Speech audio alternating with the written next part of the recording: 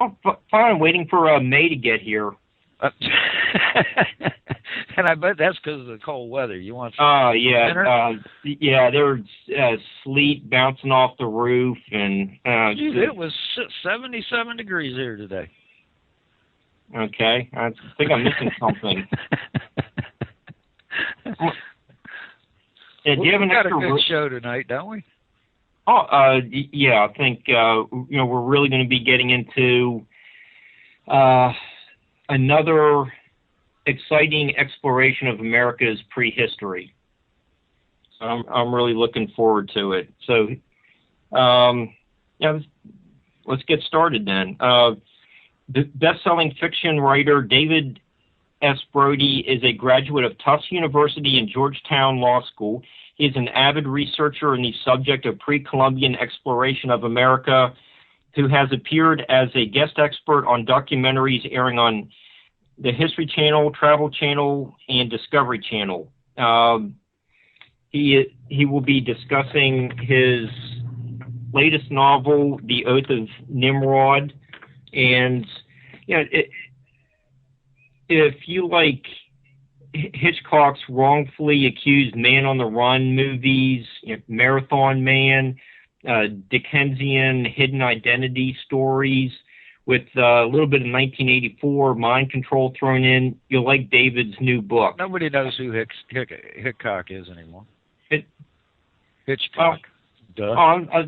I'm hoping there are a few, but this is a really fun book to read. It's interesting, informative.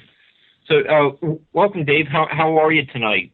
Hey, thanks a lot, guys. Thanks for having me. Hey, I'm up in the Boston area. It's 77 degrees here, too, because my wife's trying to heat up in the house. But I don't want to hear that Georgia stuff. It's cold up here in New England.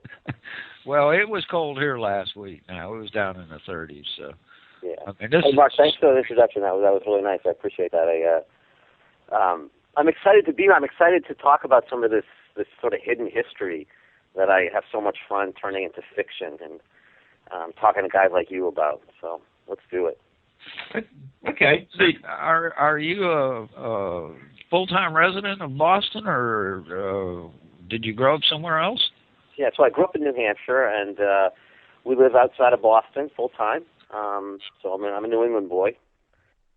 And not used to the cold, but not used to it in November so much. So, we had snow up here Thanksgiving already, and that was a little early for us. Okay. Hey, Dave, you get your story underway, with the protagonist has Chinese food delivered to him, and, he's opened up the boxes. There's a bracelet and a newspaper article about the Bat Creek Stone. Why did you choose the Bat Creek Stone to get things rolling for the next 300 pages that entangles all these people in these artifacts?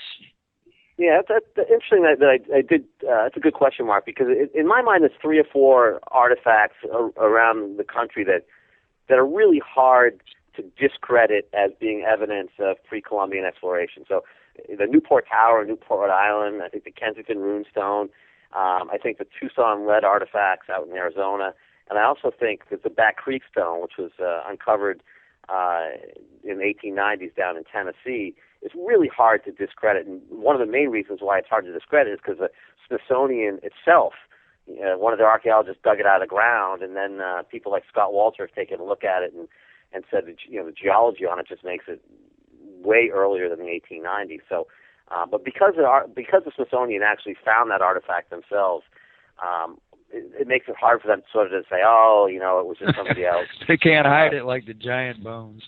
Yeah, they can't. They try to hide a lot of other things, and they can't blame it on weekend pranksters. Because I know this weekend I'm going out with my kids and we're going to carve some runic runestones out in the woods. Because we got nothing better to do in our free time. But some of these people act like people really have nothing better to do than to go out with an ancient dictionary and a hammer and chisel and and just spend hours and hours carving these rocks and hope that somebody comes along and finds them. And it's just sort of silly. But this one, the Back Creek Stone, their own guy found it, and later on they tried to discredit him.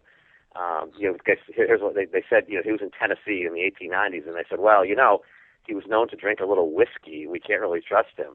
Like, well, the only guy in the 1890s in Tennessee drinking whiskey was this guy, right? I mean, so I started the book with that artifact just because I do think it's one of the most compelling ones. So lead with a strong hand. And it was just a fun way to get the whole thing going. Again, like you said, Mark, the Chinese food arrives and there's some kind of mystery stuck in there. The Chinese food delivery guy drops something in there, and off the characters go on this, what I hope is a fascinating chase around not just New England, but all of America, looking at some of these ancient sites and trying to tie everything together. And, in the end, they do. So it's a fun ride. Mm-hmm. Oh, I think it is, too. Now, the Back Creek stone, has it ever been deciphered? Yeah, the translation, it was funny because for years the Smithsonian had it on display, but they had it on display upside down. And they called it an early example of Paleo or early Cherokee script. And then in the 1950s, a researcher by the name of, I think it's Harriet Mertz, and I might have that wrong, but she went in there and said, wait a second. She flipped it over and said, that's not Cherokee, that's Paleo-Hebrew.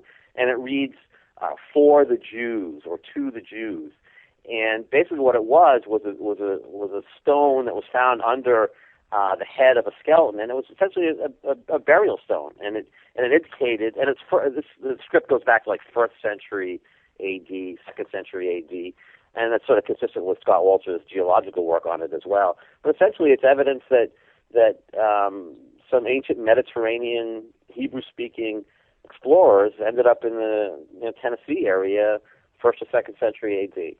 But again, the funny thing was the Smithsonian, was displaying this as a valid and legitimate artifact for 60 years or so after it was found. And only when somebody flipped it over and decided it might not be Cherokee, it might be Hebrew, did they start going back and say, oh, well, the guy who found it, our archaeologist, he was a bit of a drunkard and whatever, and tried to discredit him. So it's sort of funny to watch the squirming that went on as this artifact began to see the light of day. That reminds me of a Jackson Pollock painting that hung upside down for a year before they realized it was upside down.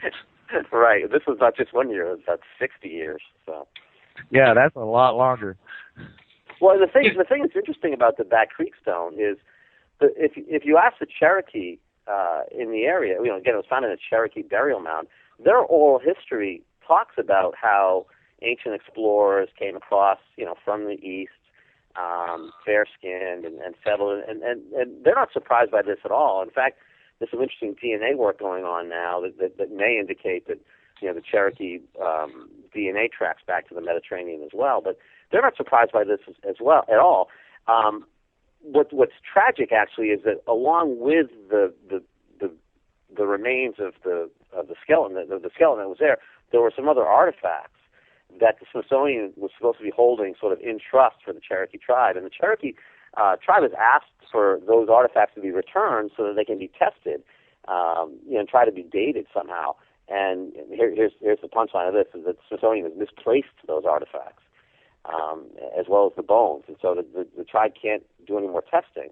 And it's just one of those things like, the Smithsonian Institute, you lost the bones, you lost the bracelets. Like, really? Or maybe not. Maybe you just can't find them because you don't want to find them. I mean, who knows? But it's one of those things that makes you sort of roll your eyes and say, ugh, really? Yeah, Dave, Henrietta Mertz has... Thank you, Henrietta Mertz. Thank you very much for getting that name correct. I did, Harriet, thank you. Yeah, she's has a pretty significant name in this, America's prehistory writing. I've seen her name in frequently in Frank Joseph's works. else has she written? I've heard her name a lot more than what I've read. Yeah, and I forget she did a lot of work either on the Michigan tablets or on the. I don't think it would be Burroughs Cave because that would have predated her. So I'm pretty sure she did a lot of work on the Michigan tablets. Okay. And I'm looking for her little. I used to have a little booklet she did, and I can't seem to find it off quickly at my fingertips. But she was a patent lawyer by trade, I believe, in the Chicago area, and she was really a really good, really strong researcher, and did some pretty compelling work on the Michigan tablets. I think that for the most part, people. A lot of people think those are hoaxes, but she actually offered some pretty strong evidence in support of them. Get us a little off subject. I'm not really an expert on Michigan tablets, but if people are interested, and you Google Michigan tablets and Henrietta Mertz, I think you'll find some interesting writings.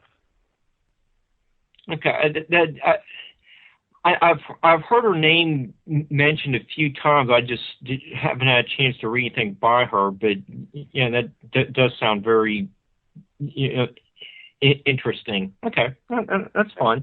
And throughout the Oath of Nimrod, you're taking us to America's Stonehenge, and Dennis has been a guest, I don't know, about 3 times or so. The Newport Tower, Scott's been on here talking about his investigations there. The Westford Night, Narragansett's runestone, Vermont runestone, Back Creek stone, Grave Creek tablet. All these artifacts are real. You have photos of them in your book. How do you go about constructing your novel to include so many of these artifacts? Have you read all kinds of books, and you just decide, okay, this one does fit in, the Hebrew writing does fit with where I'm going with the plot? How do you approach that?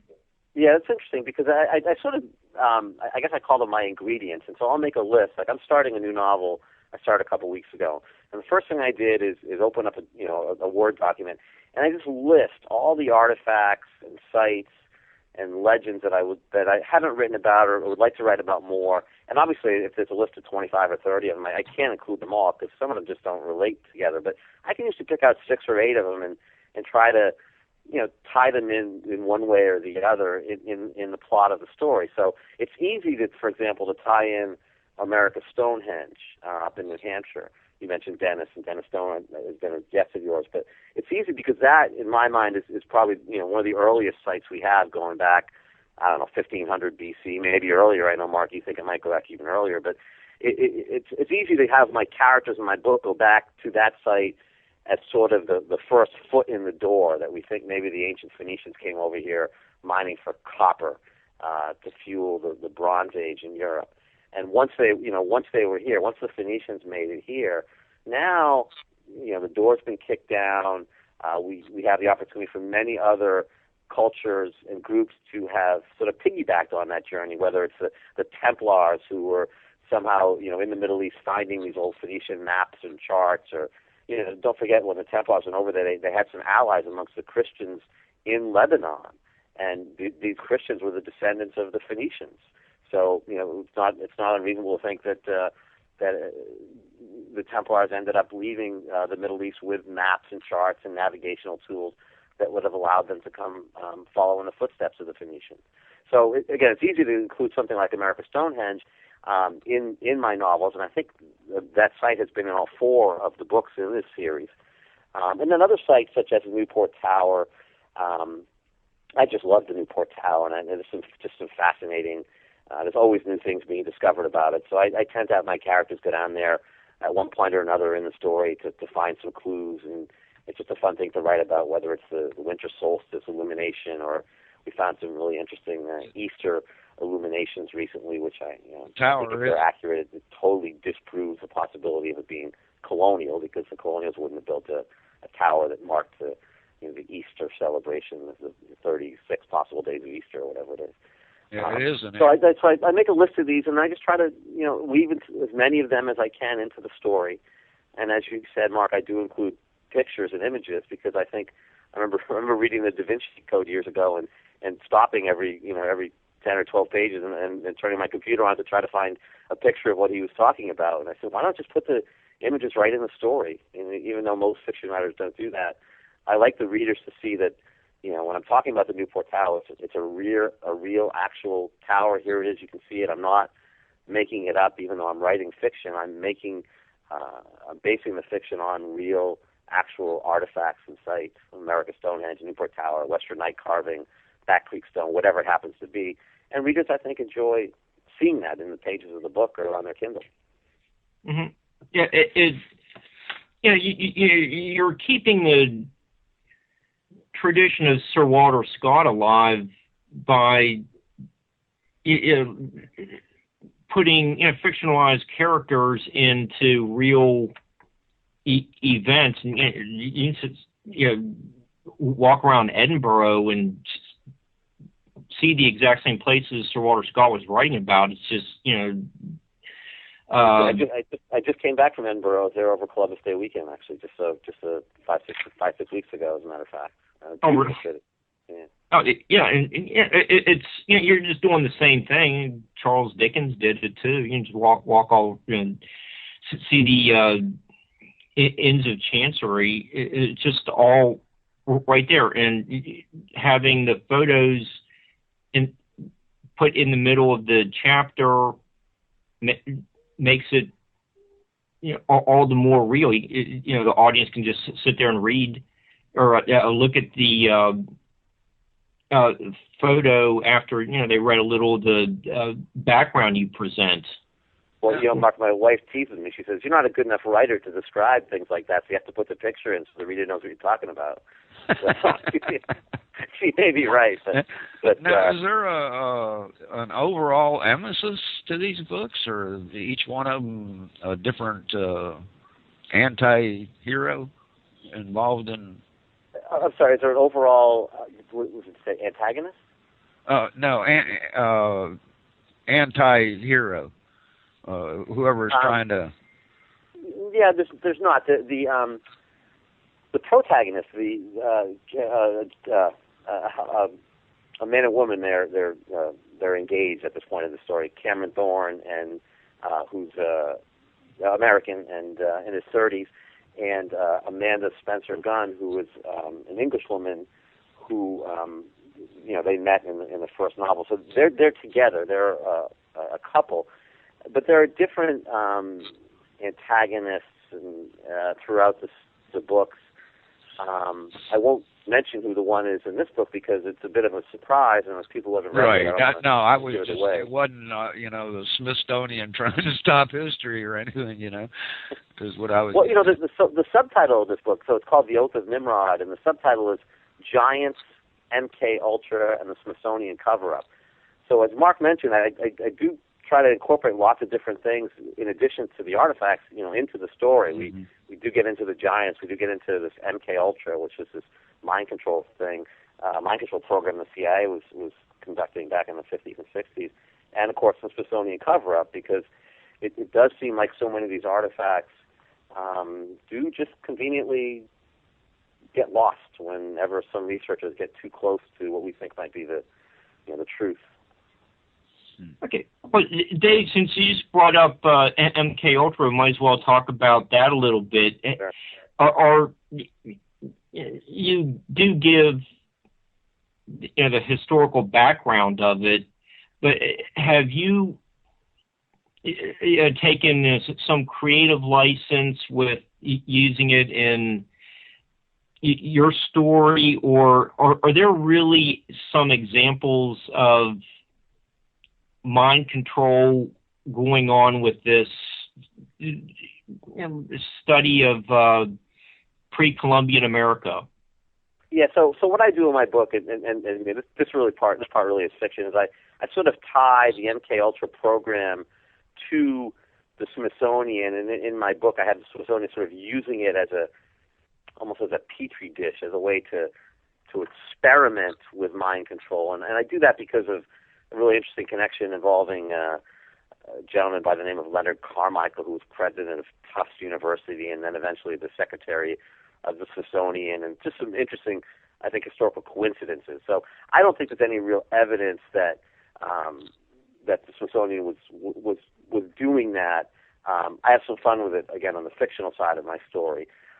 But having said that, there's some very strong evidence that this MKUltra program was ongoing. It's actually don't even need evidence. It's been there's congressional testimony, there's Supreme Court decisions that talk about this. So it's not really even in question. When I say ongoing, what the government was doing, what the CIA was doing, was they were experimenting with mind control in their mind in an effort to sort of win the Cold War. But they were drugging and torturing and experimenting on U.S. Prisoners, students, illegal aliens. And if you look at the list of people who were subject to some of these tests, we have the Unabomber Ted Kaczynski, we have Sirhan, we have the gangster Whitey Bulger from Boston. It's a number of people who were subject to some of these tests, and who knows what kind of effects these tests had on people's emotional capacity to cope later on in life, or the psychological health. And it's really a little bit scary to think that our government was doing this, not just the CIA, but with the assistance of major universities like Cornell University. And this went on through the 50s and 60s, and eventually it was exposed, again, through congressional hearings. But I've had people, sort of retired, governmental operative types who've contacted me since the book came out and said, you know what, that stuff was still going on in the 70s and the 80s. That didn't end, even though technically Congress shut it down. I think we got a couple that work here as hosts. Just repackaged it, and the stuff was going on, probably still going on today, and it's scary, it's distressing. But I think what's interesting about this particular program is that it's been documented. It's not just like it doesn't exist just in sort of the conspiracy segment of the population, conspiracy believing segment of the population. This has been actually documented and proven, and everyone could find access to this and read about it and establish for themselves the validity of it and the truth of it. So we don't need to be conspiracy theorists to talk about this one. Everyone can agree on this one. Oh, definitely. We do have some people who do deal in that kind of stuff here at the station, and especially super soldiers, which is the next step up from the MKUltra, apparently. Right. Go ahead, Mark. I don't want to derail like I usually do. Here's one of the characters that, you did a great job in creating him. So I really liked Vito the Least. He's such a worm, but. Oh, you're talking about the blogger. Yes. So. That blogger, right? Yeah. Vito Augustine. Yeah, we can follow MKUltra into discussing the blogger Vito, and you do mention that the MKUltra people were trying everything they could to destroy the credibility of Dr. Barry Fell, and people like Scott Walter have received a lot of criticism. Dennis has had, and that really is fiction. So I don't think MKUltra, in the real world, really cared about Barry Fell's research. I mean, it's possible they did. Again, that's sort of the fictional side of how I tied MKUltra to some of the Smithsonian cover-up stuff. I think there's definitely were some people that were uncomfortable with a lot of Dr. Barry Fell's conclusions. I think anytime researchers came along and tried to establish that there were explorers in America before Columbus, and we'll put a little asterisk next to the Vikings who were allowed to touch their toe on northern Newfoundland before they scurried back to Europe, fleeing from the angry Skraelings or Eskimos. And that's sort of silly too. But putting aside the Vikings touching their toes on Newfoundland, the mainstream historians refuse to acknowledge that anybody was here before Columbus. And to me, it's just ludicrous.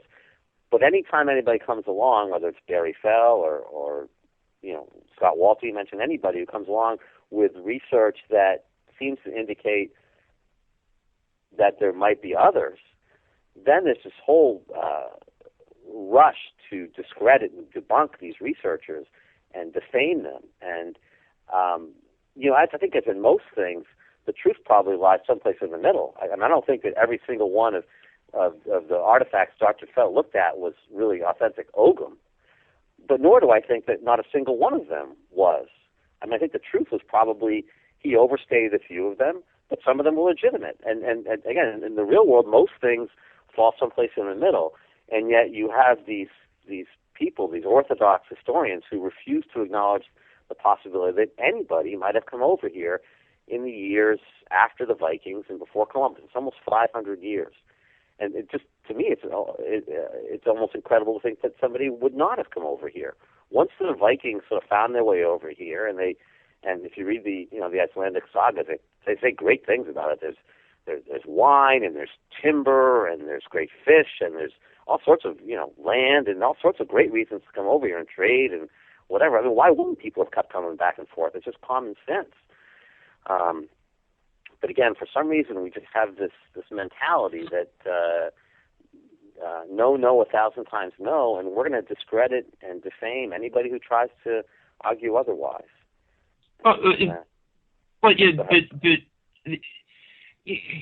People can try to discredit. Let's just say America's Stonehenge, but Dennis has the professionally documented paperwork there in his museum that says, so-and-so company analyzed the charcoal, and it goes back to 4,000 years, or even the tree roots are showing that they were growing into the cracks of some of the structures hundreds of years prior to the English colonists even arriving. Mark, you're making the mistake of letting the facts get in the middle of this argument. You can't do that. And if we know that no one was here before Columbus, then we need to find another explanation for how those trees grew into those cracks. I remember interviewing a professor at University of Tennessee regarding the Back Creek stone one day, and we were actually on camera for what was going to be a pilot for a TV series. And I said to him, what if it can be conclusively proven if the bones are found, and the bones that were found in the Back Creek mound were found to be 2,000-year-old Mediterranean bones? What would you say to that? And he says, well, I would just assume they must be some kind of hoax or trick or plant. I said, why would you assume that? He says, well, it has to be, since we know they weren't here. What else could it be? I thought to myself, wow, what a great world he lives in, where he's so sure of every single fact in his life that evidence could be bent in any way. And I thought, back when I used to practice a lot of law, I pictured myself saying to the judge, Your Honor, since we know my client is innocent, these fingerprints are irrelevant. They must not matter. Since we already know my client is innocent, we don't need to look at the fingerprints and all the other forensic evidence you might have. And I'm thinking, so basically, this is a guy who's a tenured professor, and he'd already reached his conclusion. And no matter what kind of evidence I proposed to him, no matter how overwhelming it was, he was prepared to reject it and bend it in such a way to fit his view of the world. I just walked away from that interview saying, oh my gosh, we are never going to be able to turn this ocean liner until the current generation of academic types basically, retire, and a new generation of people who are actually starting to watch some of these shows on TV and are more open-minded finally get into positions of power and influence. It takes 30 years. It's going to take decades And maybe I'm wrong, because that was probably 4 or 5 years ago. And things are starting to turn a little bit even already, which is really nice to see. We're seeing more and more of these shows on History Channel and specials and interviews like radio shows like yourself and interviews like this, and people are starting to pay attention a little bit to this stuff. That's a good point. I think there's just so much information that's coming to light that just clinging to what we were taught in elementary school just needs to be changed. Well, yes. I mean, obviously, in 1492, Columbus sailed the ocean blue. We all get that. Great. But even as a kid growing up in New Hampshire, I remember being in second grade, and it was probably 1969, so they must have just discovered the Lonsdale Meadow site. But we learned about the Vikings coming over here. But for some reason, and I remember my teacher in the second grade did one of those timelines up above the chalkboard in the room. Mm-hmm. He had 1,002 for Leif Erikson, and then there was a whole big span till we get to 1492 for Christopher Columbus, and then it started filling in. But we were looking at that gap of almost 500 years and saying, I don't understand. Why, if they knew how to get here, why didn't they keep coming back? And, again, I think if you look, the truth, of course, is they did keep coming back, and we know that now from Vatican records and other just sort of common sense things, and, the Prince Henry Sinclair voyage and stuff. And Oscar Wilde has a great line where he says, many people discovered America before Columbus, but most of them had the good sense to keep quiet about it. Again, it's like your favorite fishing hole. You're not going to publicize. You got a good thing going. You're trading. You're fishing. You're harvesting timber for your ships. You're whatever you're trading with the natives. You're not going to necessarily tell other people about that because, again, you're going to keep it secret like a fishing hole. So you have a heavy interest in ancient artifacts, then, right? Yeah, that's what I do, Thomas. I take these ancient artifacts and I try to weave them into modern day suspense thriller. Is it just a hobby, or? Well, it started out as sort of a fun way to fertile ground to write fiction. I sort of stumbled upon this. I live in Westford, Massachusetts, so the Western Night legend is something that is known to people in my town. And I had written 3 novels before I finally decided to dive into the Western Night thing. But once I get in, I'm all in right now. And my kids call me the rock nerd. They say all you want to do is go out in the woods and look at rocks. And, so I spent the last 7-8 years very seriously trying to research as many of these ancient artifacts as I can. I spent a number of years traveling around with Scott Walter doing a lot of research together, and he and I went all over the country many times looking at different things together. We've had him on a couple of times. He's a pretty awesome guy. Yeah, I mean, some of the research he's done is absolutely overwhelming. It's history book changing, and it's amazing to me that more people don't give him credit for the stuff he did on the Kensington Runestone and the hooked X, and it's amazing to hear some people still arguing that the Kensington Runestone is not a medieval artifact. To me, it's just that's been proven. We're done. Yeah, on to the next thing. Just getting dug up in the roots of that tree. Yeah, it's just between the geology of it and the runology of it and everything else, it's just done. So I mentioned at the beginning of the conversation that there are 3 or 4 artifacts I think right now: the Kensington Runestone, the Back Creek Stone, the Newport Tower, the 2 Sunlit artifacts. I think those 4.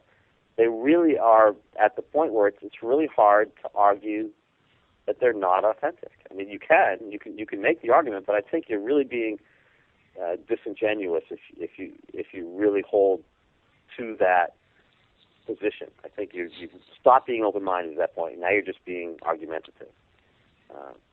People will disagree with that, and that's fine. But in my mind, there's plenty of artifacts I think are not authentic. So it's not like I see every single artifact as being evidence of early exploration, because I think some do not are not compelling enough to be described that way. But those 4, I think in particular, they've passed the threshold. Mark, what's the name of that other stone? Is the Ohio? The Decalogue stone? I'm not sure. We've that the Decalogue stone might be what you're thinking about. We have discussed that. I think with Frank and Scott may have discussed it. The Decalogue stone is Ohio. It has the Ten Commandments written on it. It's in the museum in Coshocton. Yeah, that's one I think where the jury's still out, to be honest. And I haven't looked at that all that seriously, so I shouldn't comment. But my sense of that one is it's not quite as compelling as the four I just mentioned. Right. And actually, no, I'm going to add a fifth one to that list. Just recently, the Westford night carving, which hopefully people have looked into that, and unfortunately, it's faded away. So really, it's mostly visible now is a medieval sword, a medieval battle sword, which I would argue in and of itself is pretty compelling. But just recently, and most people don't know this yet, it will be featured on Scott's America Unearthed show this year. We found, while cleaning it in as part of a preservation project, we found a hooked X mark on that Westford Knight. Wow! Which really is fascinating because it ties that carving into not only the Kensington runestone in Minnesota, but the Spirit Pond runestones up in Maine, and the Narragansett runestone in Rhode Island. And we'd always theorized that late 14th century period was when all those things were carved or built. And 1398 was sort of the believed date of the Prince Henry Sinclair voyage. And that, again, ties those things all together really nicely. And it's funny, so Scott came out back in early September to take a look at this new this hooked X carving. And I talked to him a day or two later after he had a chance to process all of his data. And they did some 3D imaging. He did some fascinating work along with Jerry Lutkin, taking just thousands of photographs and adding them and putting them into some kind of software program that allowed him to do 3D imaging and colorized 3D imaging. And he said to me, I'm about 90% sure this is authentic. And I said, well, what's your 10% uncertainty? Because he'd gone through the whole thing with me, and it sounded pretty right. He said, the only reason I'm hesitating on the last 10% is it's too good to be true. He said, I just can't believe there's a hooked X carving on the Westford Knight that we didn't know about. And again, it was discovered while some guys were doing some cleaning of the stone for preservation work. But again, so I'm going to add that to as sort of the fifth artifact. Where was the sword found? So the sword. So the story is that in 1398, Prince Henry Sinclair, who's a Scottish nobleman, essentially island hopped his way across the North Atlantic with a bunch of men, ended up in Nova Scotia, and then eventually into New England up the Merrimack River. And while climbing the highest hill in the area, one of their party died, and as a way to memorialize this fallen knight, they carved an effigy into the rock ledge. And so the effigy is a medieval knight with a battle sword. And I thought you meant an actual sword you found. No. You're talking about the carving of the knight on the rock. Exactly. All right, I was confused. Excuse me. No, we didn't find the actual sword. That would be quite a find. That's why. And then Mark put down there Westfield, Massachusetts. So then I realized what he was talking about. Right. My mistake.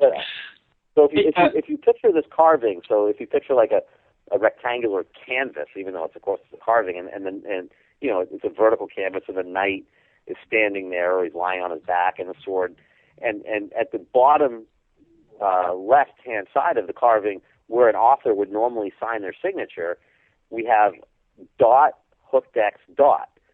Again, the dots are oftentimes used in runic carvings as word separators, and it's the orientation is perfect. It runs in the exact same north-south orientation as the rest of the carving does, and it's set off at the lower left, just as if an author, or in this case, a sculptor, would sign his name to something.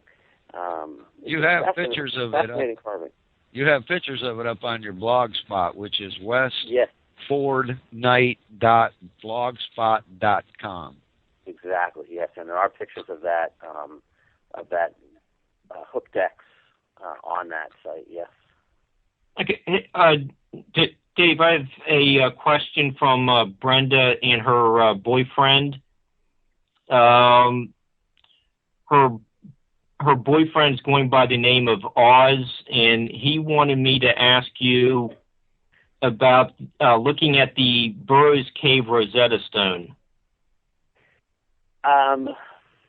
What in particular? I've never actually seen the actual Burroughs Cave Rosetta Stone. I've seen pictures of it. I have looked at many Burroughs Cave stones, but never the Rosetta Stone. So, what was there a specific question with that? I think that came from a deranged caller. Yeah, Rick. Tell Rick if he doesn't have the courage to call himself, he should stop putting Brenda to do his dirty work, right? He should know that between me and Mark, we're just going to mess it up one way or another.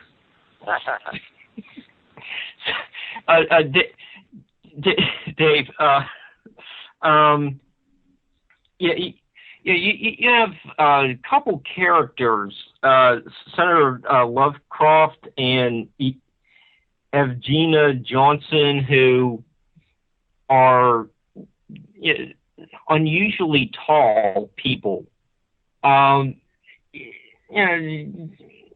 of working the possibility that maybe they are carrying some kind of recessive giant gene.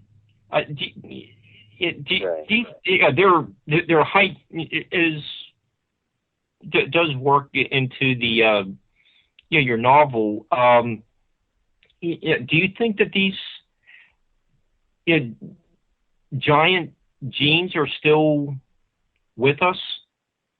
We've been talking for 45 minutes, and we just are now getting to giants, because that's really what the book.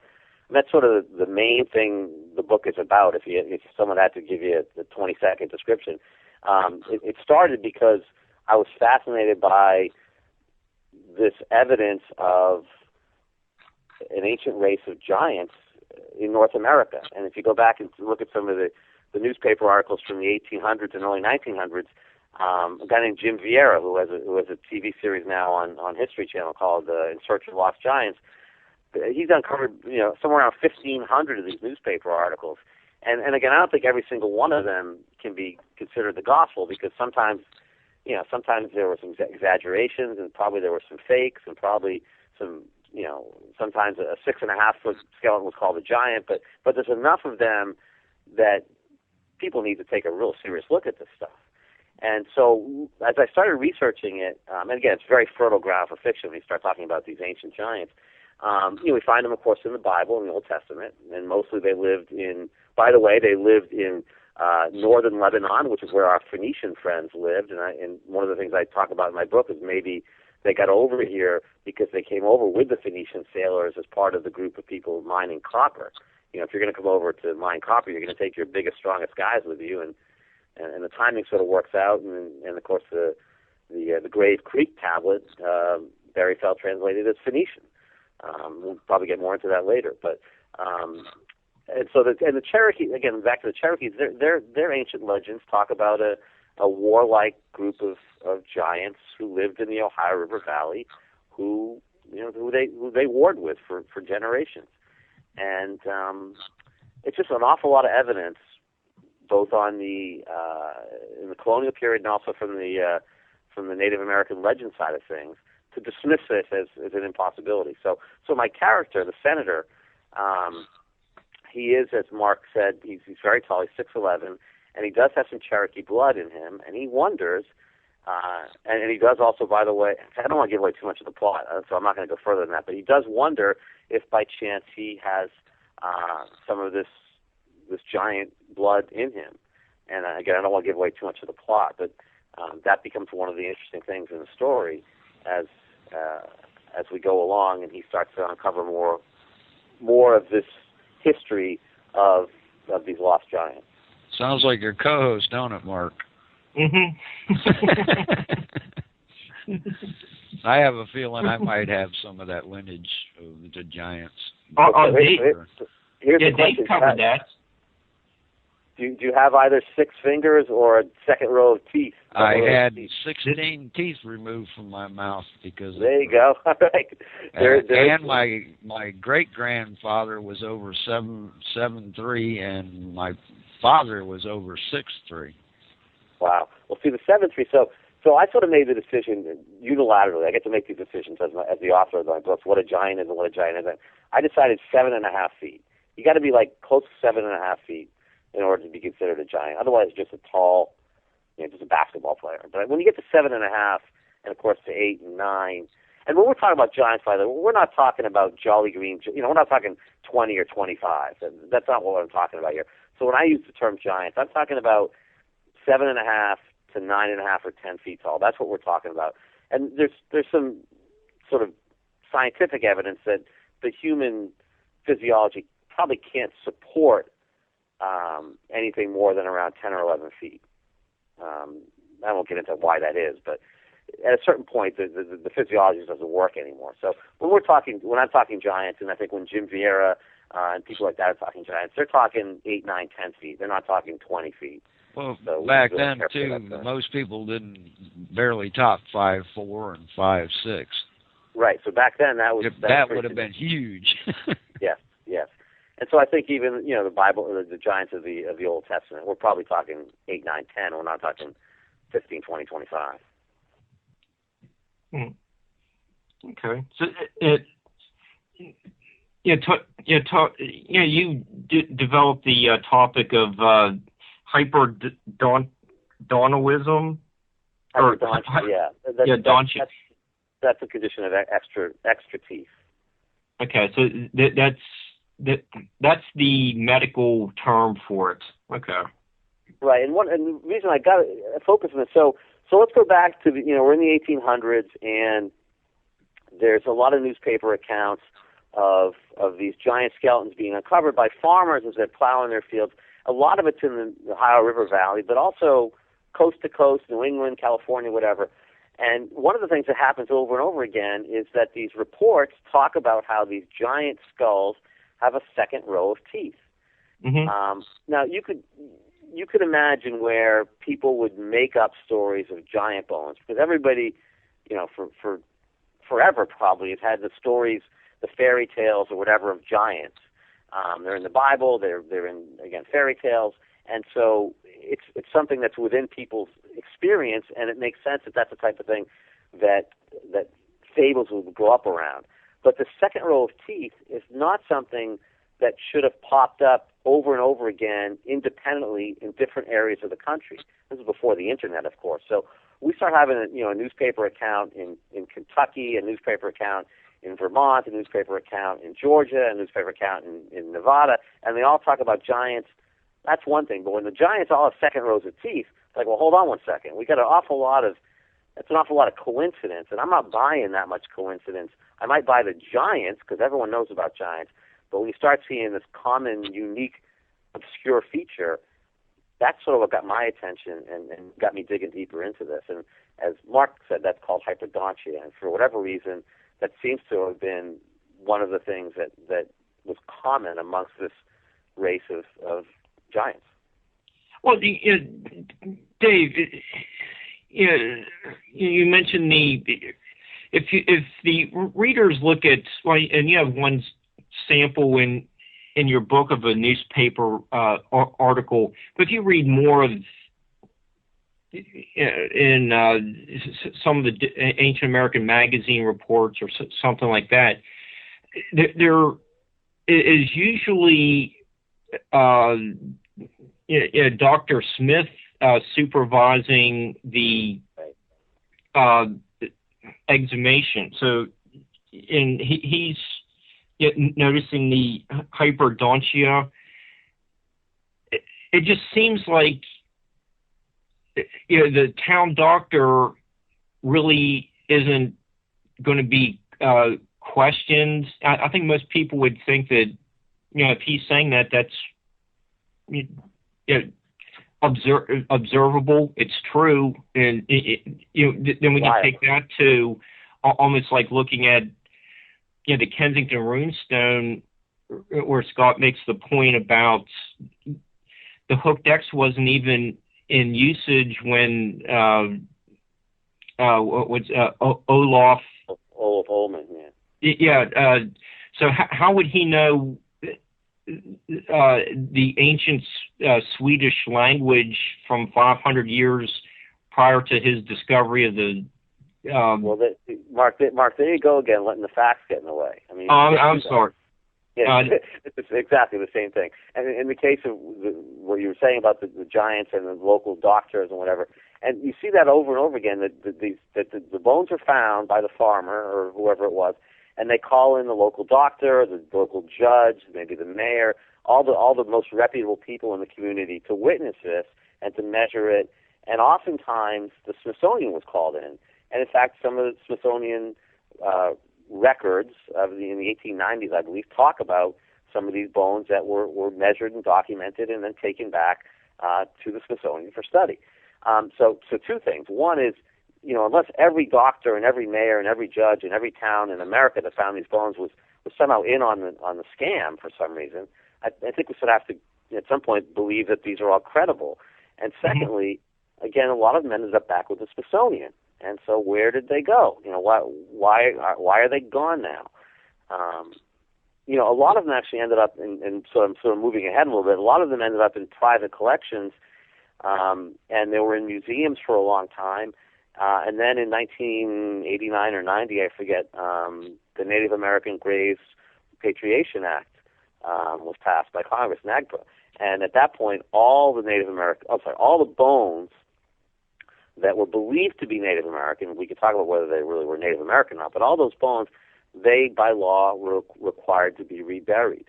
And so all these bones that had been in private collections and in museums that could have been studied, tested, or whatever, they're gone. And so when people say, well, show us the bones, like, well, you're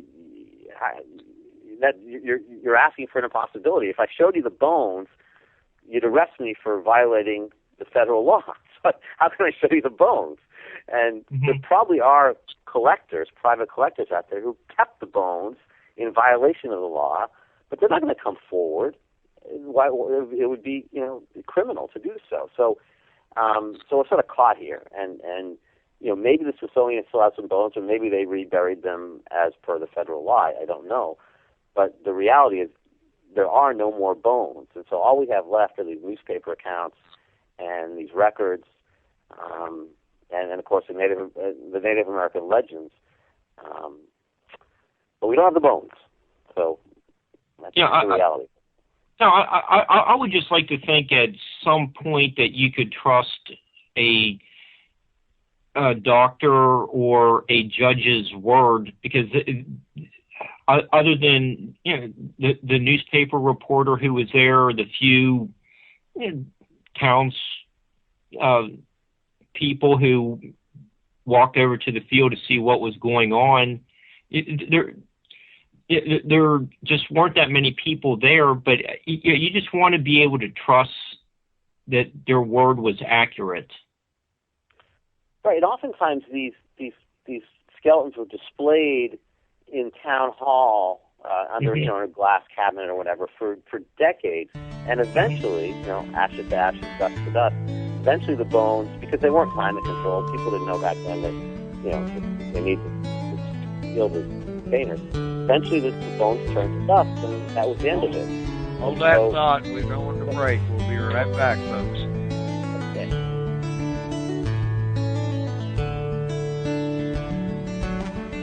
Sleep when the show started. You could ask Mark. I was pretty well ready for the calling it of the night, but I've been re-energized with this information. I'm enjoying the talk. I want to remind everybody this is Revolution Radio at freedomslips.com. We are totally listener supported, so if you got a buck or two, we'd sure appreciate it. We're starting this month out in the deficit of a little over $300, and we haven't done that in over 4 years. What's wrong with you people? Give up a cup of coffee. Throw the change our way. We've also been joined by somebody who's been on the show a couple of times, and he's joined in because he's friends with our guest tonight. He's the author of a book called The Brazen Golden Bear. Oh, he didn't even give me a chance. That make me feel bad now. I read it That's the fastest Mark has ever responded. I read it twice, and I still can't keep the names right. We've been joined by Rick Osmon, too. Go ahead, Mark. I'll let you pick it up now. Well, we left off discussing the bodies in glass cases slowly disintegrating as we went to the break. Dave, do you want to finish a point about that? Sure. I also want to say that Rick's book is an excellent book too. I want to just weigh in on that as well, as Thomas said. But yeah, so we were talking about these giant bones that were found, in burial mounds or just by farmers out in the fields all across the country, but mostly in the Ohio River Valley. And oftentimes they were just taken to town hall and put on display, sort of as a local oddity. And over the decades of just being exposed, to the air, the bones turned to dust. And so people say, where is the evidence of all these ancient bones? The answer is either, as we said earlier, they were reburied under the NEARA Act, or a lot of them just sort of turned back to dust. And so we don't have bones. And if there are private collectors that do have them, as I said, it's illegal to have them, and so they're keeping them in hiding and showing them only to close friends and family, and not allowing researchers to see them, and especially to publicize them and have them tested. Well, yeah, let me jump in on that one for just a moment. If they were not Native American, then NAGPRA would not apply. Well, see, that's interesting, Rick, because I think the way NAGPRA is written, it's like a multiple choice question. You have answer A, which is colonial, answer B, which is Native American. There is no answer C, which is none of the above, because I think that's what we're talking about here. Is if there was a race of ancient giants, maybe they were Native American, but maybe they were descendants of the ancient Phoenicians who came here as part of the copper culture. We talked about that in the last hour. And if that's the case, it would be nice to have the ability to study these bones, assuming they were not Native American. But again, the way that the Act is written, it doesn't allow for that possibility. So if they're not European, then the Act assumes they're Native American, and therefore they must be reburied. And that's sort of the box we're in right now. That was the problem with Sedgwick Man. We had to assume it was Native American, and therefore it gets reburied, even if it was something else. And yet he's still in a state of preservation. I believe it's at Washington State University. Right, but no one allowed to be tested. I mean, so it's there, but we're not going to be able to test it. So it's one of those. And I don't think this was intentional. I think back at the time when the law was written, I don't think people sort of saw this coming down the road. But we are stuck. We're in this box right now where sort of circular reasoning and catch-22. It is, and that's a problem with more than just that law, but that brings in the whole political process and how we can, in theory at least, influence it. This being said, that could change.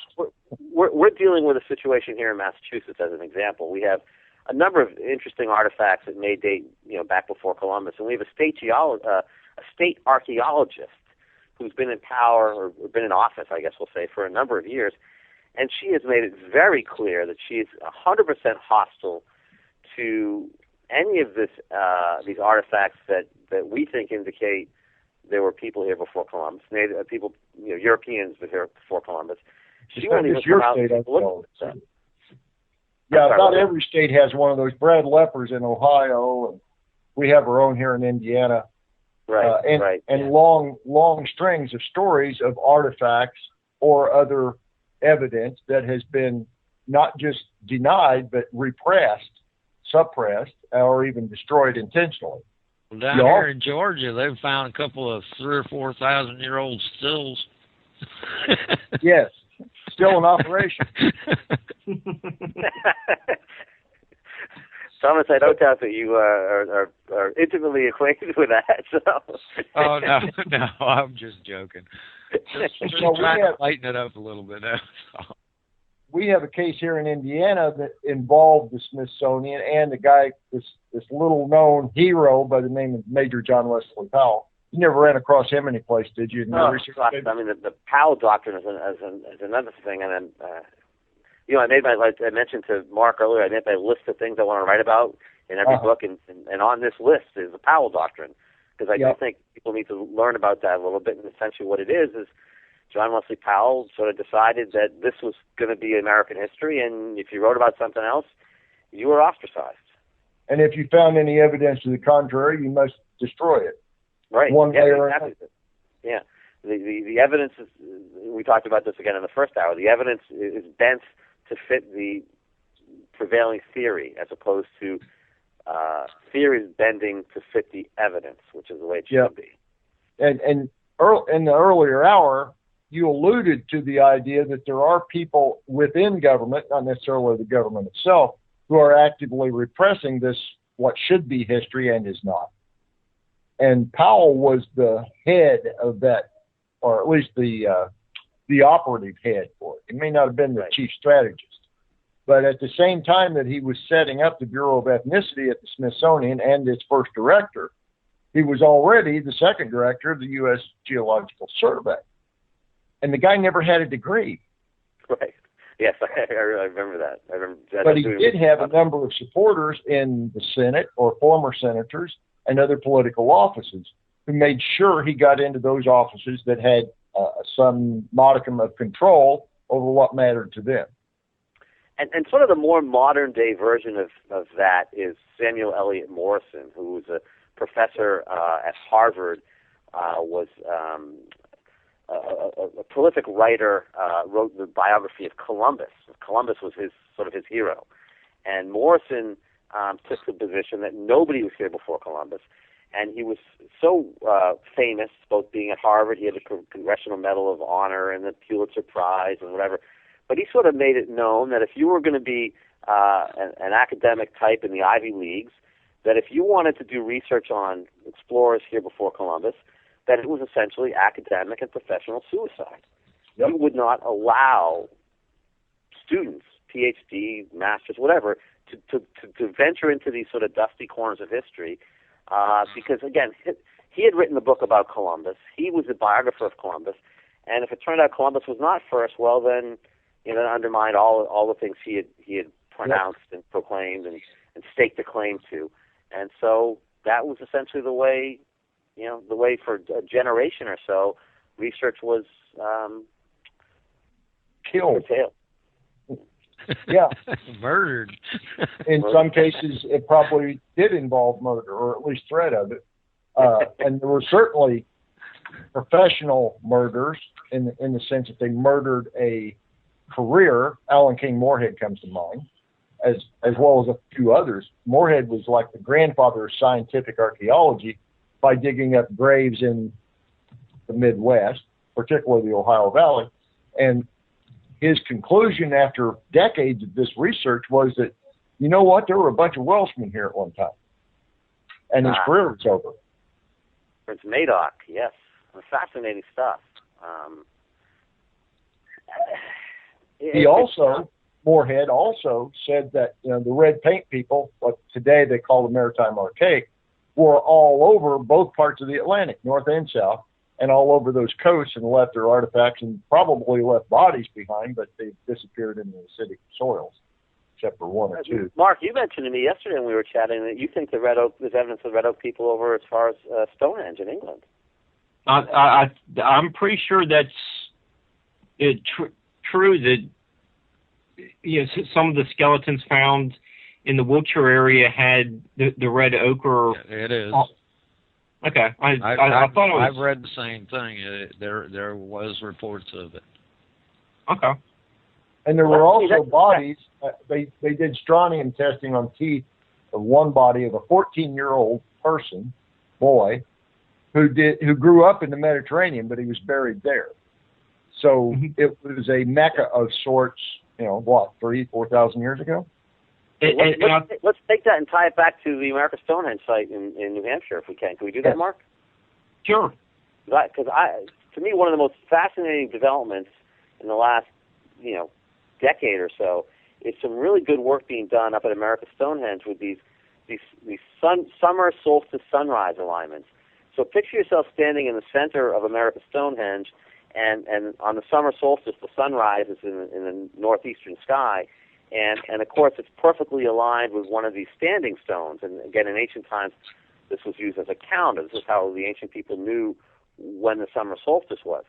Well, Dennis Stone's son Kelsey was doing just playing around with Google Earth one day, and he started noticing that imaginary line that goes from the center of America's Stonehenge over the top of the point of the standing stone and right to the sun, that if you drew that line across the Atlantic, it actually intersected pretty darn close to Stonehenge in England. And so we started zooming in, and sure enough, that line goes right through the main arch at Stonehenge, England. Now, which is a different latitude. Yes, but it's a fascinating thing. And then he continued it on, and that line continues, and you got to sort of make your brain do a little somersault here, because the Earth is round. So even though you feel like you're going north, east, mostly a little bit north and east from New England to England, the curvature of the Earth then brings you down to the Middle East, and actually brings you right through Lebanon, which was the ancient Phoenician homeland. Now, I hoped that it would actually take you right through the Baalbek stone, which would have been really cool, but it doesn't. But it does take you to the Phoenician homeland, and it makes you wonder whether in ancient times there was another Stonehenge-type site built there, and that these sites were all built by a culture that was trying to worship the summer solstice sunrise, worship the sun, but that was connected to both the Phoenicians in Lebanon, somehow to the people in Stonehenge. And Rick, you talked about the Mediterranean 14-year-old boy. It's possible, I think, the Phoenicians came sailing up there to trade for tin on their way to North America to get copper, and then continued on to North America, ended up at America's Stonehenge, and founded that site because it did line up. It did continue the line between their Phoenician homeland and Stonehenge in England. And then, Mark, you and I talked about this, that it's possible that they were able to navigate up through New Hampshire on the Merrimack River. And Gerard Leduc, who's a NEARA researcher, has found some interesting evidence that at one point, prior to an earthquake in the early 1600s, it may have been possible to navigate all the way up into the Great Lakes from the Merrimack River along the Massachusetts coast and up through New Hampshire. And so that may have been their route up to the Great Lakes for copper mining.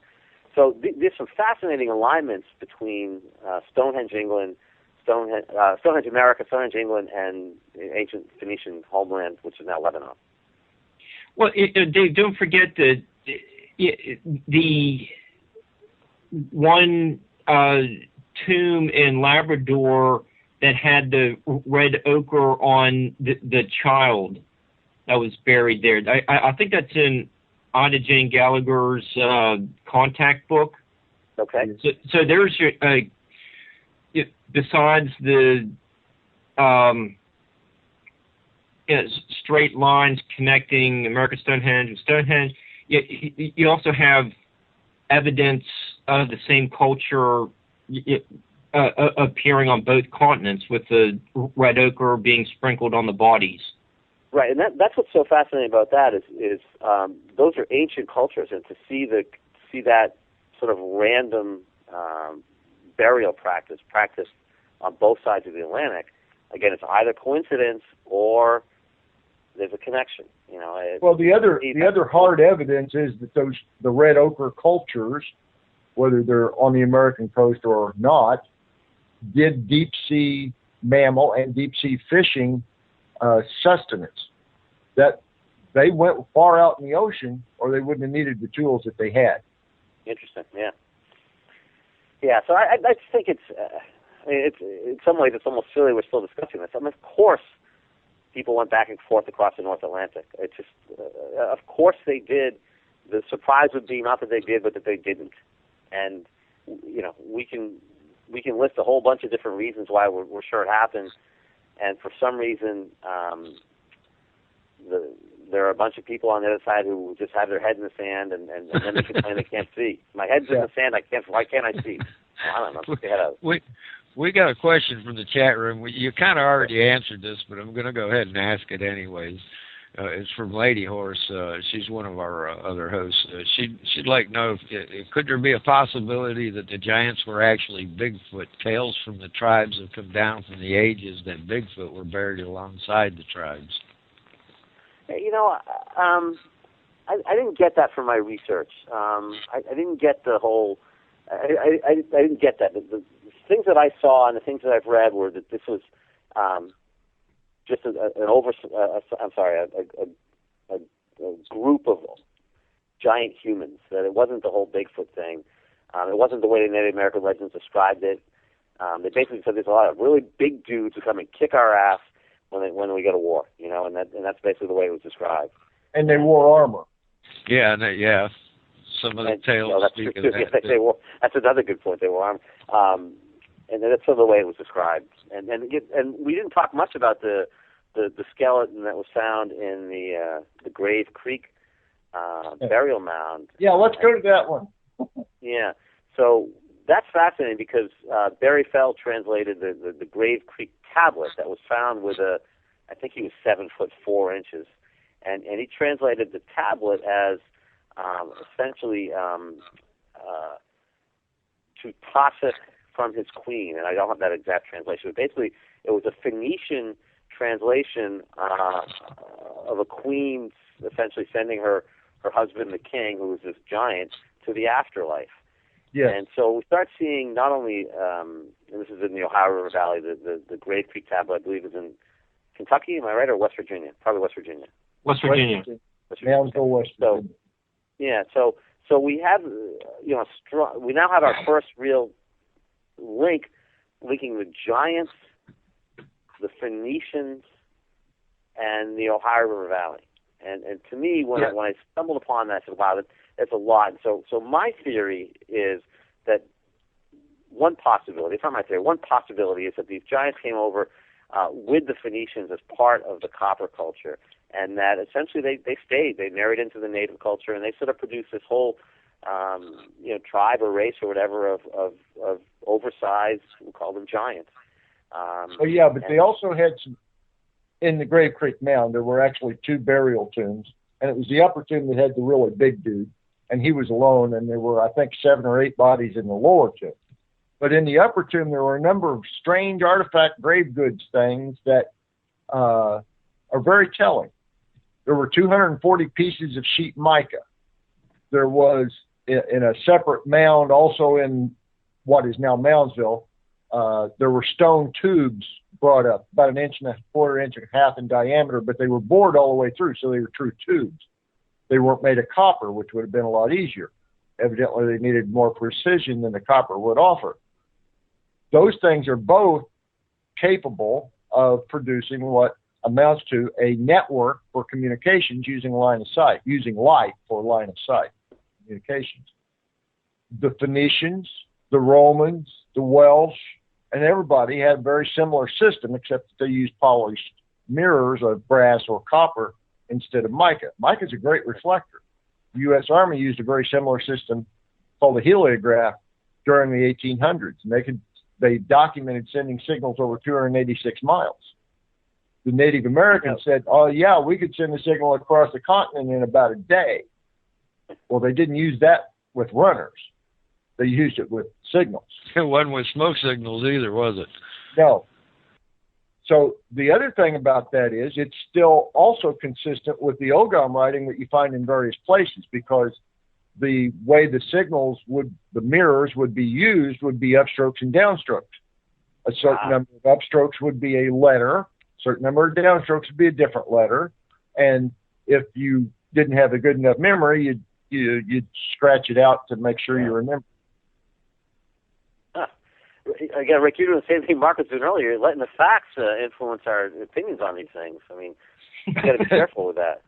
Yeah, I know. But the Schoolcraft, back in 1843, he went to Moundsville, mapped it out, not just for the big mound, but for everything that was within sight of the big mound. And he found towers. Some of them were in militarized, fortified emplacements, meaning they were very important places for whoever was using this system. And the towers were almost universally 33 feet tall when they were in use. Most of them were in ruins when he got there. So they had been there a very long time. It's just fascinating. And Rick, this ties into, I know, your theory about a lot of these ancient stone structures and fort structures across that area of the Harbor Valley. So it's interesting how all the stuff eventually does tie sort of back together. And I'm always amazed, this may be a little bit of an esoteric comment, but I'm amazed how I'll write about something or I'll talk to someone like Rick about a theory, and later on I'll find new pieces of evidence, and they always seem to fit in to like a piece of the puzzle that we didn't have, and it fits in. And it sort of tells me and tells others that we're on the right track with this stuff, that if we were not on the right track, the pieces wouldn't fit together so neatly later on as they do now. Like this conversation we're having now, Rick mentioned stuff I didn't know about, but it fits in with the things I did know about, and hopefully vice versa. That's what happens with a lot of Minor Mark shows. A lot of these things end up connecting together with people who don't even come close to knowing each other or even in the same fields. Well, another thing that I find fascinating, the more I research, the more I find that I'm following in somebody else's footsteps. Somebody else wrote about this a long time ago. I didn't know about it until very recently. But they had it all figured out, and nobody paid attention to them either. Right. We talked about Henrietta Mertz in the first hour. Same thing. I mean, she's, the advantage we have now is, modern communication allows us, Rick, you and I met at a conference in Nova Scotia. We could have done that 50 years ago. But other than that, we're able to correspond and communicate through the internet, through email, and share our research so much more easily than previous generations. And so that's a huge advantage we have that people like Henrietta Mertz didn't have. Correct. And people like Gloria Farley. Right. I mean, right. Wow, I wish she'd had internet 40 years ago. Oh yeah, I mean, if you could have these, people always say that you play that dinner party game. If you could have dinner with just one person from history, who would it be? And people always say, Jesus Christ or George Washington or something. Not me. I want Gloria Farley. I want to sit down with Gloria Farley or Henry Sinclair or something. I want someone like that. So. Yeah, exactly. Someone who had been there and done that, we think. Right. Did you really sail across the Atlantic in 1398? And by the way, Gloria Farley ships probably still. I'm sorry. Yeah, the ships were those anyway.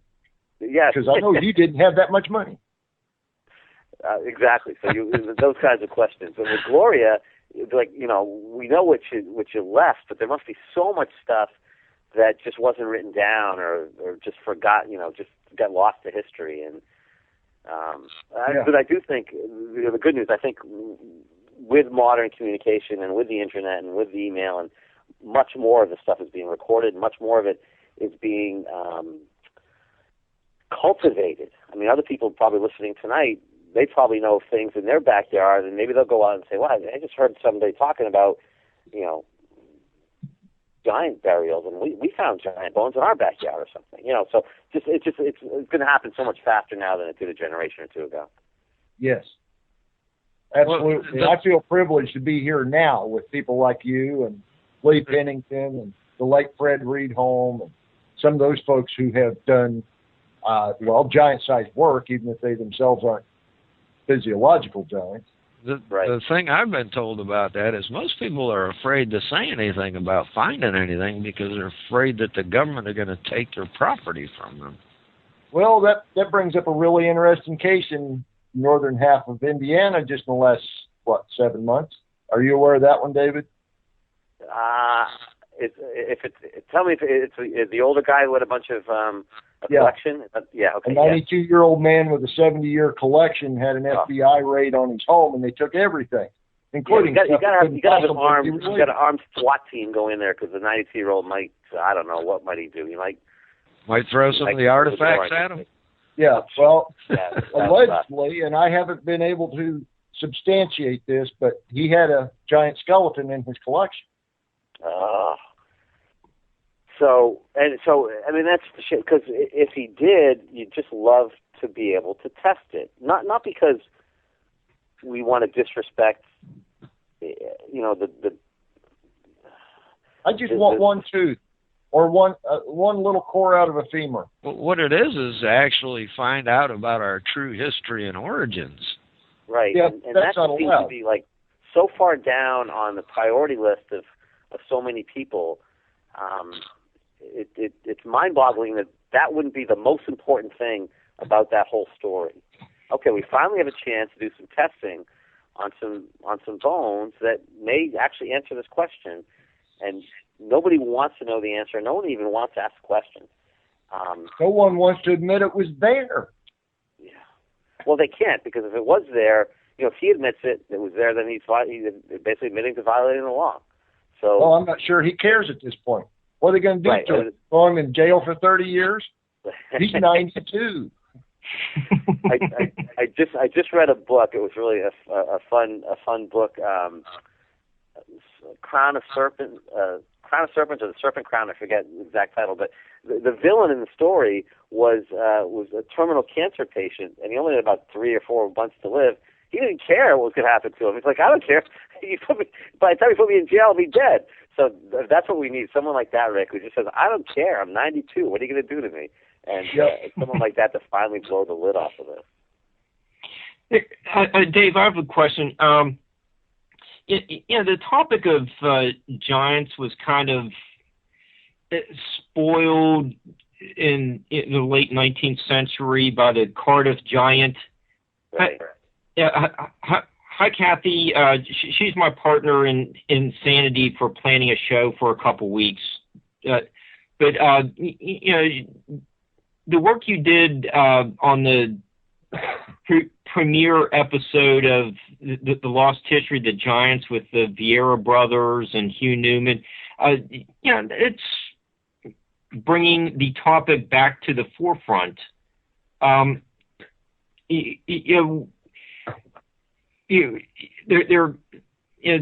Vieira brothers were, looking at the Goshen Stone, and you're appearing in the episode looking at this mysterious writing on this rock nearby. What's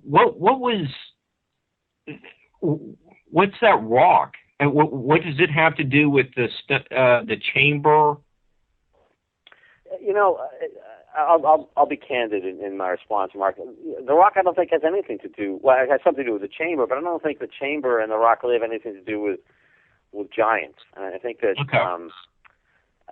that was a case where there was an interesting coincidence, and that's really all it was. Near this chamber was this carving, and they might be related. And somewhat near the chamber and the carving was a giant skeleton was discovered. But I think it's one of those cases where people play connect the dots in a way that maybe I wouldn't have. I don't think that chamber. It doesn't seem to me that had anything to do with giants. I mean, it's how would the giants get in and out? It was hard enough for the modern day guys to get in and out because it was such a narrow opening. So. Could the writing be something like the Grave Creek tablet, where it's something like it didn't. No, to me it looked like it was. There was a date, AD 1794. I think it was a colonial graffiti of some kind. I said earlier that I think people get in trouble when either they say everything is a hoax or fake, or if they say every one of these carvings is evidence of early explorers. And I think, again, the reality is that truth is in the middle. Some of these are authentic, and some of them are just, modern graffiti or colonial graffiti. Some of them are probably hoaxes. That one, to me, didn't seem all that compelling. And I was a little disappointed, to be honest, that they spent a lot of time with it. I think they're going to revisit it on the show this week. And I would have liked to have seen them spend more time on some of, like the stuff that Rick just talked about, if they had done some investigation on the Grave Creek tablet and learned about this mica and these towers and stuff. I had never heard that before, and I don't know if they're going to get into that on the show or not, but my gosh, to me, that's really important stuff, and that would have been better than spending a lot of time on what I think was colonial graffiti. Okay. Is the Goshen Chamber big enough to house No. It's not? Huh. So it's really not. I mean, it's a fascinating structure. I don't know what it is, and it needs to be studied. And I do think it's probably pre-colonial, but I don't think it has to do with. It's not big enough to house a fully articulated giant skeleton. It might serve as a bone box, but not as an articulated grave. Right.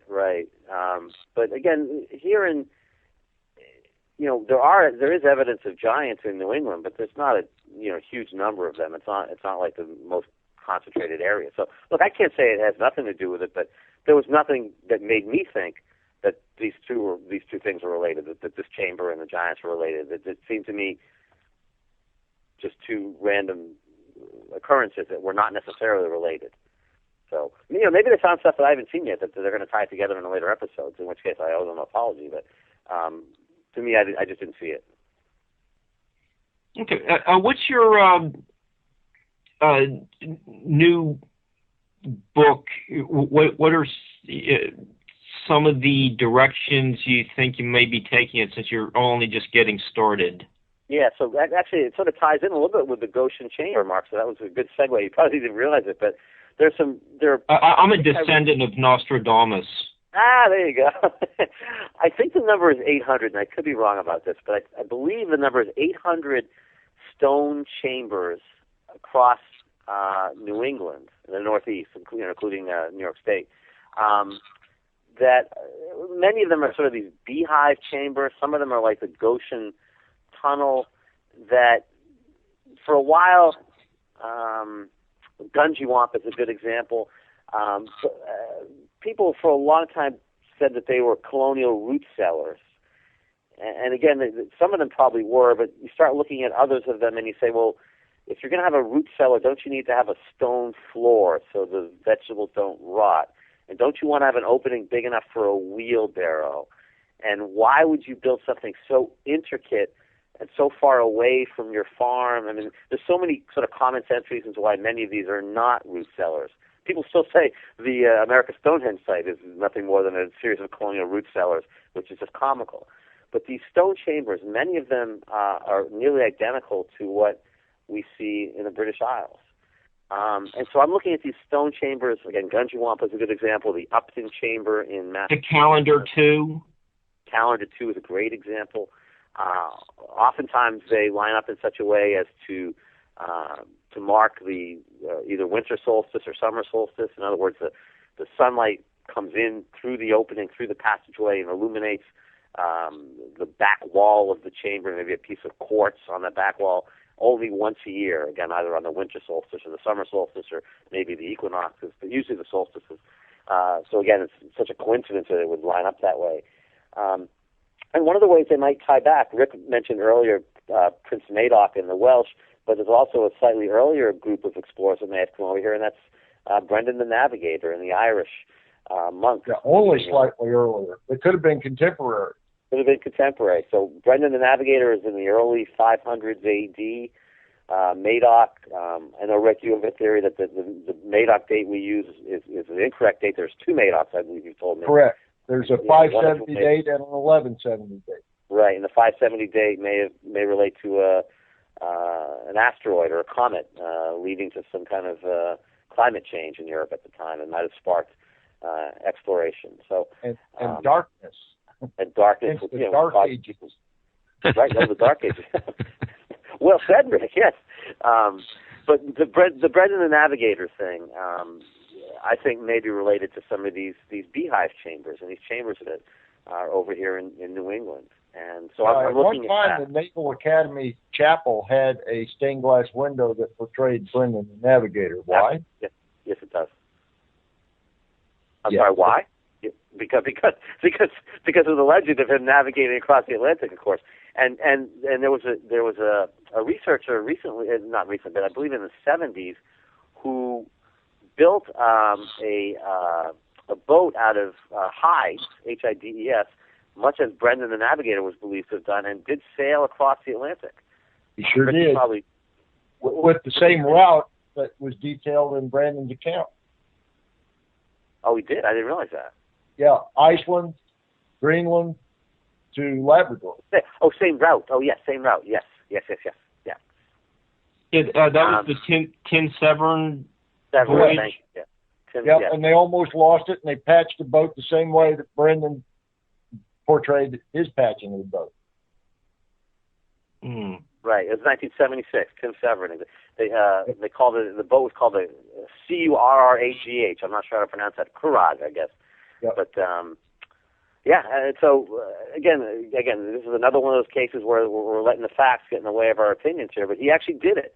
So for people to say you can't do it, well, he did it. I mean, not only could he have done it, he actually did it in 1976 with Tim Severn. So there's no reason to think that Brendan couldn't have.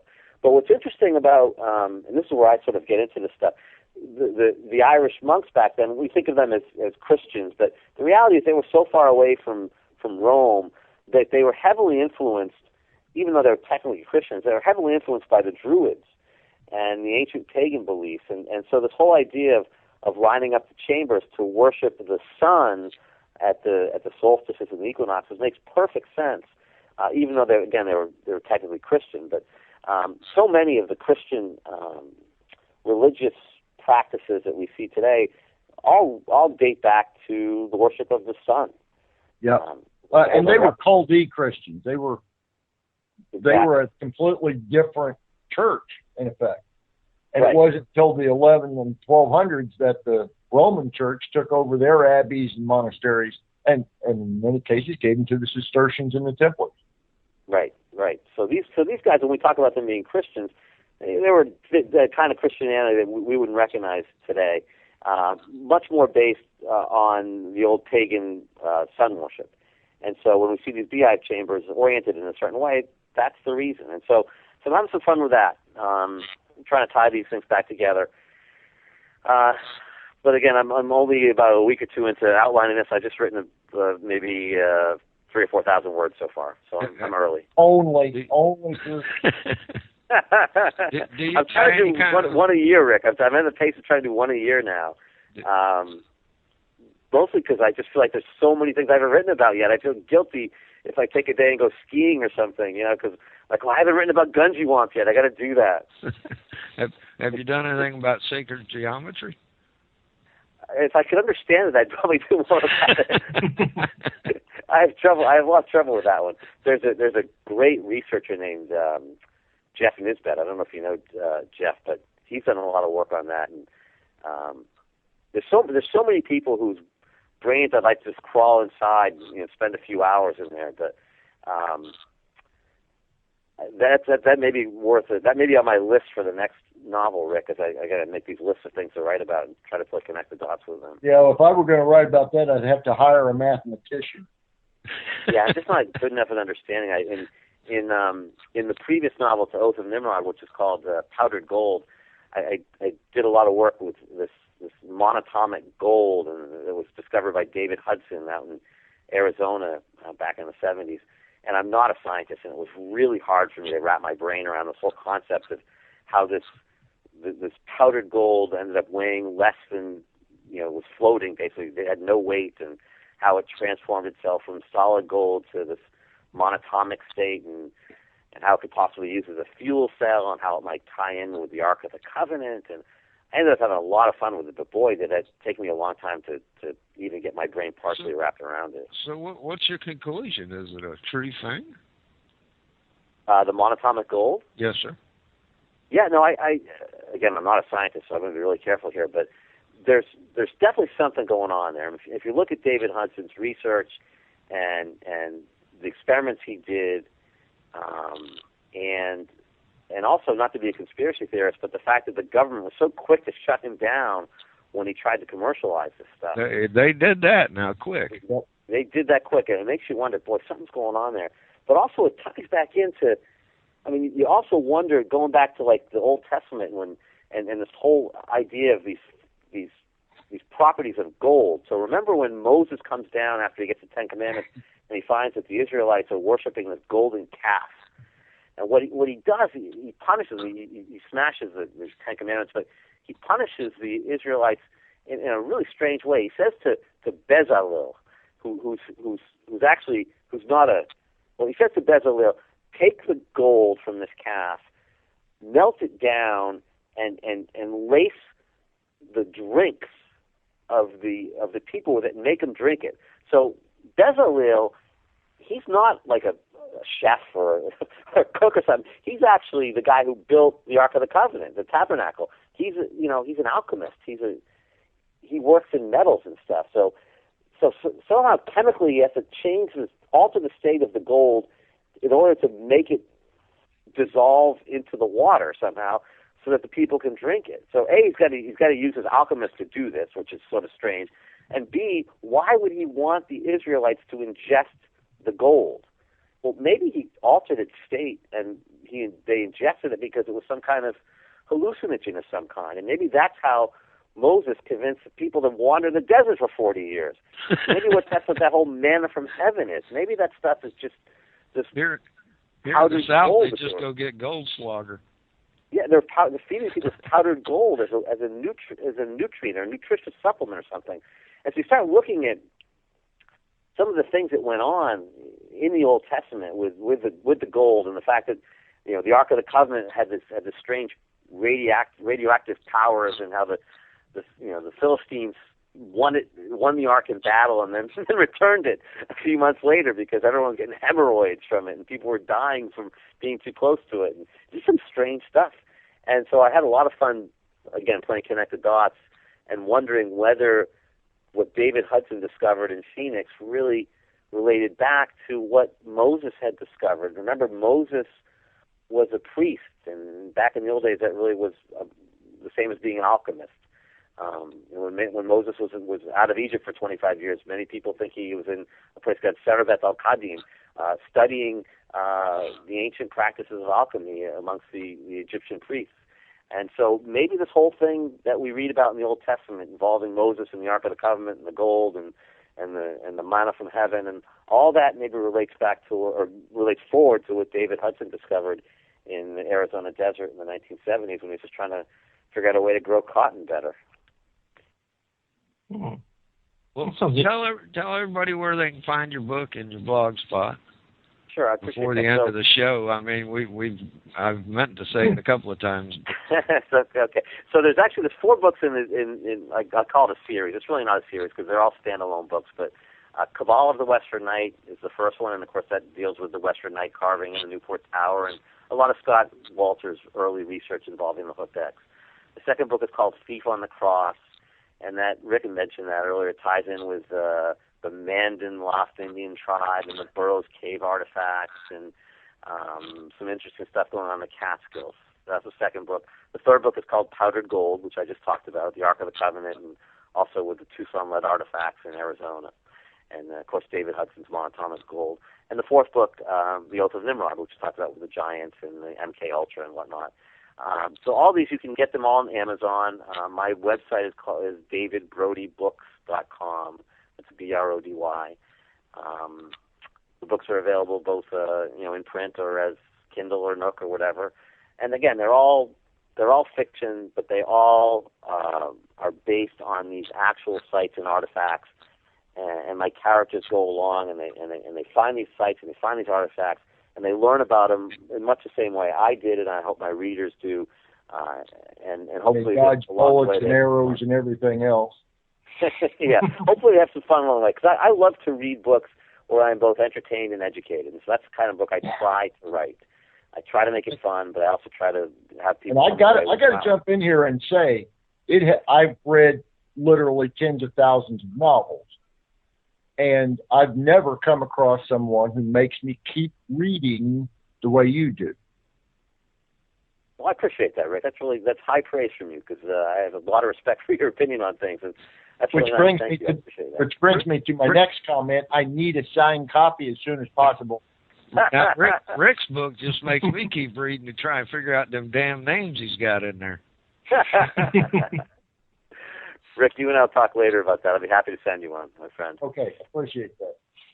Which, by the way, everybody, Rick's book is Graves of the Golden Bears, and I highly recommend it. It is a good book, but you better be able to pronounce some foreign names. Well, it is what it is. It's what Rick was talking about earlier about these fortifications all across I don't want to call it the Ohio River Valley, Rick, but Indiana and how would you describe that geographically? But these ancient the Ohio fortifications. thing. Okay, the ancient fortifications that appear on these ancient maps and were known to the first pioneers and settlers, but are unknown to history. And Rick has some fascinating insights as to how these might have ended up in that area of the country and who might have built them, and really highly recommend it. I really messed him up when I interviewed him. The first question I asked him who the Golden Bear was. I know the answer to that. Pick me. I know the answer to that. I wasn't getting it. It just wasn't clicking with me for some reason after I read his book. And it was kind of... It's all in there, actually. But it didn't click. Rick, did you? We were talking earlier in the conversation about the new hooked X carving that we found on the Westford Night. Yeah, that was news to me. I'm enthusiastic about learning more on that one. Yeah, if you get a chance, my blog spot is I got to look it up. It's Westford Night blogspot. I'm sorry, westfordnight.blogspot.com, and that's night with a K. So Westford, KNIGHT.blogspot.com, and there's some really good pictures that were taken by Scott Walter and Jerry Lutkin, 3D imaging that really show, basically Scott's analysis of the carving and him trying to determine do the weathering patterns match those of the rest of the carving, and does the technique match that of the rest of the carving? And that's how he sort of reaches conclusion that 90% certainty that this was carved at the same time as the sword was carved. Again, only 10% hesitancy being the too good to be true factor. Right. So really, and I think he's going to feature this in probably one of the last episodes of his America on Earth season this year. But really some earth, I won't say earth-shattering, that's not fair, but some really important and compelling new evidence in this whole study of the hooked X and the 14th century exploration of America. Perhaps game-changing. Yeah, I think game-changing. Thank you. Not earth-shattering, game-changing. Thank you, Rick. Yeah, I think it's fascinating. Yeah, and so again, there's some good images on my blog spot if people want to. Oh, yes, they're definitely good images. Now, what paper rubbing of that made back in the 1800s? You're talking about the rubbing? The rubbing was made in 1998. You're looking at that pink rubbing on the page. Yeah, that was made in 1998. Thereabouts. There was a big celebration of the 600th anniversary of the 1398 Prince Henry Sinclair journey to North America. So in 1998, there was a whole big, a lot of Scottish members of the Gunn and Sinclair clan came over. Some members of the Zano family from Venice. Remember, the Zano narrative sort of relates back to this. Came over, and so there was a pretty big celebration here. But I think that rubbing was done right around that time, and you can really see the medieval knight and his shield, and especially his claymore, his sword, his hand and a half. Mel Gibson in Braveheart hit you over the head. Some people don't see anything on the carving other than a sword, but even a medieval battle sword, I would argue, is a compelling and appropriate funeral marker for a medieval knight. Oftentimes, that's all they had was a medieval battle sword carved onto the burial site. So whether it's a whole knight or just a sword, I would still argue it still marks some kind of medieval, and we think 1398 marker for a fallen knight. It's still a tribute. 100 years before Columbus. So. Either way you look at it, it's still a tribute to a knight. Exactly. Right. A Scottish knight in particular. Scottish knight, yeah. And then adding the hooked X to it, as I said earlier, it ties it to the Narragansett runestone in Rhode Island, the Kensington runestone in Minnesota, the Spirit Pond runestones up in Maine, and it just sort of ties everything together in a nice, neat package. As Rick said, a game-changing discovery. Dave, does the boat stone resemble a Phoenician ship or more of a Viking ship? It's more of a medieval cog or a Nor, K-N-O-R-R. So there's 8 oar holes, there's a single sail, a single mast, It's not Phoenician. It is very appropriately 14th century from what I understand. People are taking a look at it.